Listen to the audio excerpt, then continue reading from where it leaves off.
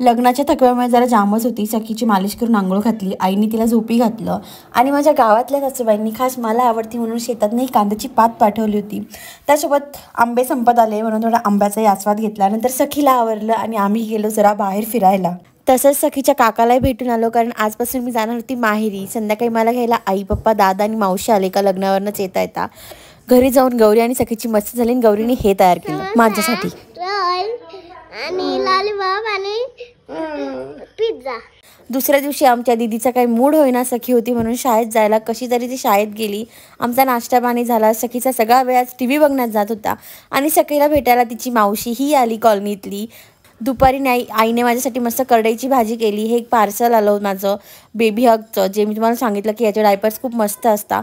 नंतर आम्ही दीदीच्या झोक्यावर कब्जा केला आणि आईच्या हातली गरमागरम पोळी खाल्ली संध्याकाळी. वहिनी आली, असं सखीसोबत सगळ्यांनी टाईम घालवला आणि असा संपला आमचा